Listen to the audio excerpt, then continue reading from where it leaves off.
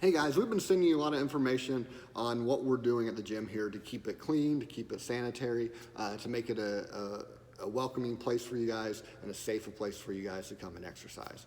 But I want to talk about some things you guys can do, whether you're in the gym or not, whether you're at work or not, whether you're stuck at home or not. How do you stay in the optimal shape, keep your immune system healthy? Because we are going to be dealing with illnesses, whether it's the coronavirus or not. This thing is going to continue to grow. We're going to have to deal with it within our lives. How do you make sure that you're the healthiest to deal with it? I'm going to talk specifically about things that affect your immune system. So if you're getting this video, you're probably part of our community and you are working out regularly. And that's a great way to make sure that your immune system is increased. Now, there is some research around the idea that post a workout, especially an intense workout, there may be some immunocompromise. There may be a slowing of your immune system. You may be more susceptible to disease and illness then.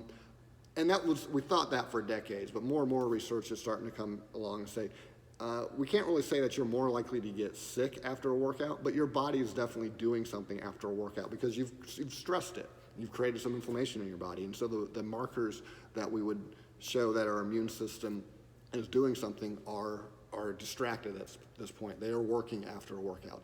But we don't know that it actually means that your immune system is compromised. So just keep that in mind. After a workout, you want to follow all the stuff that we've been asking you to follow, that you know you're supposed to be doing. Washing your hands, we're wiping down the equipment and things like that. Make sure you're not shaking hands with other people, you're not touching your face. So be aware of that. As long as you're following all those protocols, you'll be just fine after a workout. And again, working out is going to actually increase your immune system. That temporary bout of inflammation that you're causing in your body and your body appropriately reacting to it is what makes you stronger and what in the long run makes you healthier. So keep up the exercise, that's good for you. And then we'll turn to diet. So most of you, because you're working out, you're also conscious of what you're putting in your body. So there's a lot of things you can dig into, especially in these days of social media with all these links and people putting their opinions out there. You'll find a lot of different opinions about different types of immune boosters and foods that you can use. I'm not going to get into those because there's so much debate, and science has not concluded that anything is really specifically good for your immune system. But we do know some things that are bad for it: processed foods, simple sugars, and saturated fats. So those things will increase inflammation in your body, and unlike exercise, which is a temporary condition, if you eat those things regularly, you may be chronically inflamed, which is definitely going to slow your immune system and your body's ability to react to different invaders in your body that may make you sick. So there aren't necessarily specific foods that you need to be eating to boost your immune system, but there are things you can avoid, like I said, processed foods, simple sugars, and saturated fats. So those things that are still in the grocery store in abundance, fruits and veggies, are there, and those are the things you need to be eating. You do have to think a little bit about vitamin deficiencies as well. So a multivitamin kind of helps cover that. But specifically, you can think about like vitamin D. So this is a chance if you're not at work, to go outside and get some vitamin D. That will help your body produce it. It's hard to ingest it. You have to find the proper food sources, and so fish is always a good go-to for that. So be wary of that. Get your sunshine in. Eat some fish. That's going to help you out. Increase that vitamin D in your body, and possibly help you increase your immune system. What you also kind of want to avoid is alcohol. I know no one wants to hear this, but that's a huge distractor to the body.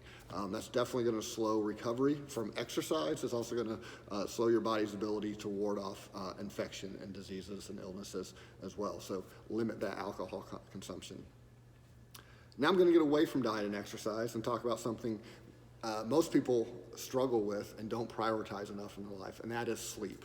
So you definitely need to have a goal of about 7 hours of sleep every night. So 8 hours and above is probably not necessary. Shooting for 8 hours is good. 6 to 8 hours is probably where you need to be. And so with this video, I'm going to send you some links about immune systems and things like that. But I'm just going to send you a link about some sleep tips as well. Things like avoiding screen time before bedtime, having a regular sleep pattern, knowing when you go to bed and when you get up, and allowing time for you to get that 8 hours of sleep in.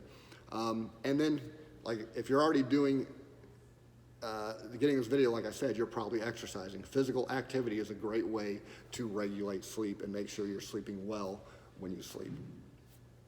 One last big thing I want to talk about is stress in general. So obviously, you're getting this video during a very stressful time. You're worried about what's in the news, you're worried about the coronavirus, you're worried about what's left in the stores, what's happening at work, when you'll be able to work, who else is working, how do you take care of your kids. And that's all going to possibly suppress your immune system. It can raise hormones in your body like cortisol, which is going to slow your immune system response to things as well. So there are some things you can do to mitigate stress. One is meditation. So Joby uses a meditation app, and he recommends it. It's called Headspace. Check that out. Come to our yoga classes.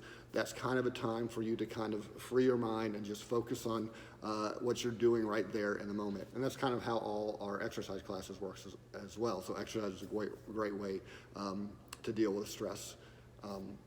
Turn off social media. It's a great way to manage stress as well. And I'm going to send you a link that's going to have some TED Talks that talk about stress as well. One of the most important things when you deal with stress or think about stress is not to think of it as being bad. Stress is actually something that helps us perform as individuals, as human beings. Stress is good for us. It makes us better.